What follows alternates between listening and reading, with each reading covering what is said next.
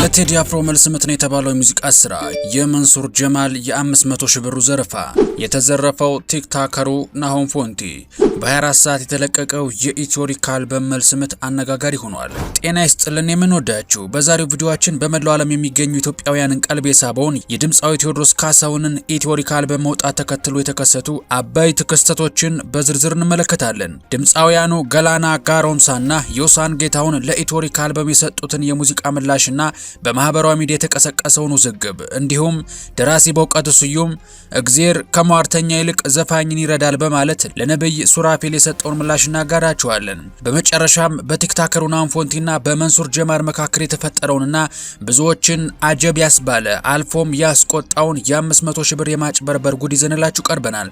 እናንተ ብቻ እንደተለመደው ላይክ እና ሰብስክራይብ ቢሉና ጭና ቀይ ቀለሞችን መታ እያደረጋችሁ አብራችሁን ጥቂት ዝለቁማ። ደሞ ንጉስ ነኝ አትበል እውነቱን ተቀበል። የድምጻዊ ቴዎድሮስ ካሳሁን አዲስ አልበም ኢትዮሪካ ለህዝብ ጆሮ ከደረሰ በኋላ በማህበራዊ ሚዲያና በኪነ ጥበብ ሰዎች መካከል እጅግ ከፍተኛ የሀሳብ ልዩነትና ክርክር እንዲካሄድ ምክንያትም ሆኗል። የኦሮሞኛ ሙዚቃ ድምጻውያኑ ገላና ጋሮምሳና ዮሳን ጌታሁን ጋለምሴና አለያም ይቻ ትርጉሙ የታሪክ መዝገብ የተሰኘ አዲስ ነጠላ ዜማ ኢትዮሪካ በተለቀቀ በ24 ሰዓት ውስጥ በማውጣት ለቴዲ አፍሮ አልበም ቀጥተኛ የተባለ ምላሽን ሰጥተዋል። የሀገር ካባ ለብሶ የመንደር ሰባኪ መልአክ መስሎ መጣ የሬሳ አምላኪ። በዚህ ዘፈን ውስጥ ድምጻውያኑ መሐረቡን ስጡት ያዞምባ ነው ካለ እና የሀገር ካባ ለብሶ የመንደር ሰባኪ የሚሉ ጠንካራ ስንኞችን በመጠቀም ቴዎድሮስ ካሳሁን ገርማሞ በአልበም ውስጥ ላነሳቸው የአዞምባና ዳስጣል ለተሰኙ ዜማዎች የመልስ ምት ሰጥተዋል። አርቲስቶቹ የታሪክ መዝገብ ተከፍቶ እውነተኛ ታሪክ እንዲታይ የጠየቁ ሲሆን በአንድ ሀገር ሲሸጥ ባልቻ በጎራዴ ለይተን እንወቅ ጀግናና ነጋዴ በሚል ስንኝም በቴዲ አፍሮ ሙዚቃ ላይ ያላቸውን ተቃውሞ ለገንዘብ ብሎ ነው እንጂ የሀገር ፍቅር ኑሮት አይደለም በሚል ትችት ገልጸዋል። ይሁን እንጂ ይህ የመልስ ምት ነው የተባለው ሙዚቃ መውጣቱን ተከትሎ ህዝቡና ማህበራዊ ሚዲያ ተጠቃሚዎች በድምጻውያኑ ገላና ጋሮምሶና ዮሳን ጌታሁን ላይ ጠንከር ያለ ትችት እያቀረቡ ይገኛሉ። ብዙዎች ድምጻውያኑ የራሳቸውን የጥበብ ፈጠራ ከማሳየት ይልቅ በፌስቡክ ላይ የሚዘዋወሩ ተራ አስተያየቶችንና ስድቦችን ለቃቅመው ዜማ ማልበሳቸውን እንደ ትልቅ የችሎታ ማነስ ቆጥረውታል። ከምር ግን የፌስቡክ ላይ ፖስትን ዜማ አልብሶ ማውጣት አርት አይደለም፣ ችሎታም አይጠይቅም የሚለው ወቀሳ በሰፊው የተደጋገመ እየተሰማ ይገኛል። ይህ ድምጻውያኑ ለዓመታት ተለፍቶበት የወጣውን አልበም ገና በ24 ሰዓት ውስጥ በጭፍን ጥላቻ ለመተቸት መሞከራቸው የጥበብን ጥልቀት ያሳንሳል በሚል ብዙዎችን አስቆጥቷል።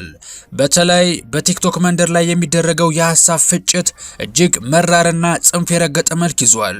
በዚህ መድረክ ላይ የሚዘዋወሩ መልእክቶች ቴዲ አፍሮ በአልበሙ የገለጸውን የታሪክ እይታ የሚያጣጥሉ ናቸው የተባለ ሲሆን ፊንፊኔ የኦሮሞ ናት ባንዲራሽም ወርዷል አይመለስም የሚሉና የባለቤትነት ጥያቄን በኃይለኛ ቃላት የሚያነሱ ንግግሮች በስፋት እየተጋሩ ይገኛሉ።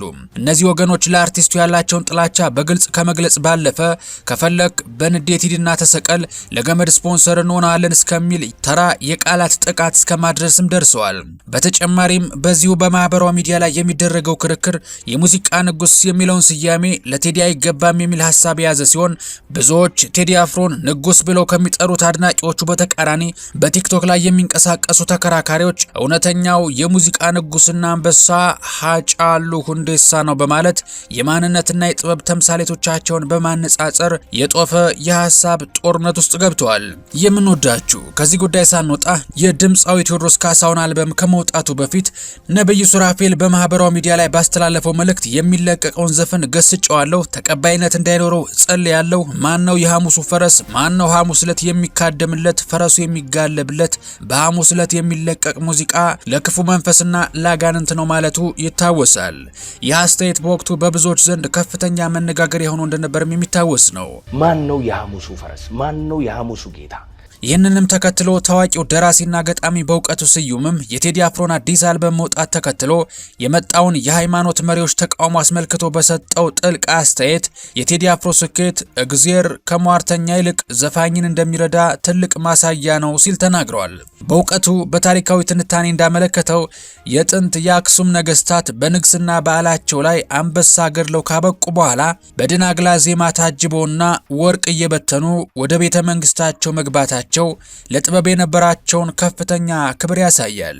አዝማሪዎች በጦር ግንባር ጀግናን በማዋለድ ፈሪን በመውቀስ እንዲሁም እንደ ጋዜጠኛና የታሪክ ዘጋቢ በመሆን እንደ ንግስት አበባ ያሉ ድምፃውያን ለሀገራቸው ደማቸውን ማፍሰሳቸውንና የጥላውን ገሰሰ ዜማዎች ሀገርን በማቆየት ረገድ የነበራቸውን ድርሻም ዘክሯል። በእውቀቱ አክሎም በየመድረኩ እየወጡ ዘፈንና ዘፋኝን የሚኮንኑ በአድማጮች ላይ የፍርሃትና የጸጸት መንፈስ የሚነዙ አካላት ያላቸውን ግለሰቦች ክፉኛ ተችቷል። በተለይም አልበሙ ከመውጣቱ በፊት ዘፈን ከምድሪቷ ትጥፋ በማለት ሲራገሙ የነበሩ የሃይማኖት መሪዎች ንግግርን በማጣቀስ እርግማኑ በተነገረ ማግስት አልበሙ በሚሊዮኖች መደመጡን በመጥቀስ የለም ፈጣሪ ከሟርተኛ ይልቅ የኪነ ጥበብ ሰዎችን እንደሚረዳ ማረጋገጫ ነው ሲል ተናግሯል። ታዲያ እንግዲህ በአዲሱ አልበም ዙሪያ ከሚሰሙ ክርክሮች ባለፈ አድናቂዎቹ ደግሞ አልበሙ ለኢትዮጵያ ዲጂታል የሙዚቃ ኢንዱስትሪ አዲስ በር ከፍቷል ሲሉ አድናቆታቸውን እየገለጹ ይገኛሉ። ድምፃዊ ቴዎድሮስ ካሳሁን ከ9 ዓመታት ቆይታ በኋላ የለቀቀው ኢትዮሪካ አልበምም በዩቲዩብ በአንድ ቀን ውስጥ ከ28 ሚሊዮን በላይ እይታዎችን በማስመዝገብ በአፍሪካ የሙዚቃ ታሪክ አዲስ ሪከርድን አስመዝግቧል። ይህም ቀደም ሲል የነበረውን የ22 ሚሊዮን እይታ ሪከርድ የሰበረ ሲሆን አርቲስቱ በአንድ ቀን ውስጥ ብቻ ግማሽ ሚሊዮን አዳዲስ የዩቲዩብ ተከታዮችን ማፍራቱ የዲጂታል ተደራሽነቱ ምን ያህል ግዙፍ እንደሆነም አሳይቷል። በተለይም ዳስጣል የተሰኘው ነጠላ ዜማ ብቻውን ከ7.7 ሚሊዮን በላይ እይታዎችን በማግኘት ከፍተኛ ትኩረት መሳብ ችሏል። የቴዎድሮስ ካሳሁን ገርማሞ የዲጂታል ስኬት አሁንም በከፍተኛ ፍጥነት እየተቀጣጠለ ይገኛል። በአልበም ውስጥ የተካተቱ 18ቱም ስራዎች በአጭር ጊዜ ውስጥ በሚሊዮኖች የሚቆጠር እይታን አግኝተዋል። ኢትዮሪካ አልበምም ከቴዲ አፍሮ የቀደሙ ስራዎች ሁሉ በላቀ ሁኔታ እጅግ ከፍተኛ የሆነ የዲጂታል ገቢን ያስገኛል በመሆኑ ተመዝግቧል።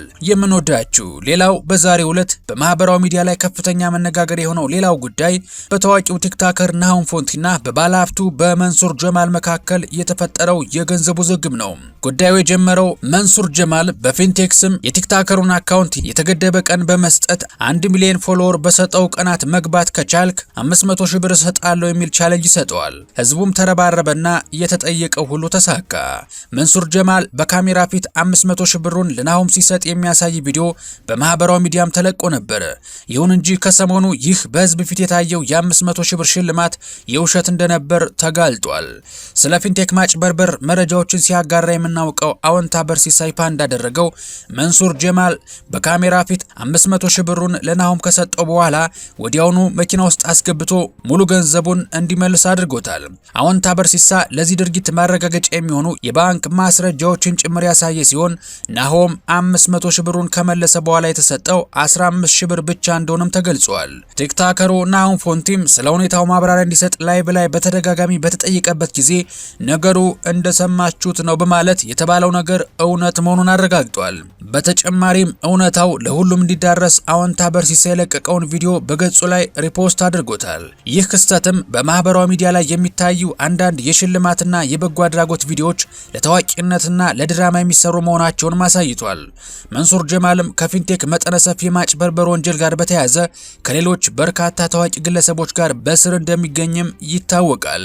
የምንወዳችሁ ተመልካቾቻችን የዛሬው ጥንቅራችን ይህን ይመስል ነበረ። ቪዲዮውን እስከ ማብቂያው ስለታደማችሁልን ላይክ ያለ ልባዊ ምስጋና እንጀባ እያልኳችሁ ቪዲዮውን ከወደዳችሁት ላይክ ማድረጋችሁን እንዳትረሱ። እንደዚህ ያሉ ወቅታዊና ትኩስ መረጃዎች በፍጥነት እንዲደርሷችሁ ደግሞ ኢትዮ ትሩዝን ሰብስክራይብ በማድረግ ቤተሰብ እንድትሆኑ እየጋበዝኳችሁ በቀጣይ በተሻለ ቪዲዮ እስከምንገናኝ ሰላማችሁ ብዝት ይበልልኝ።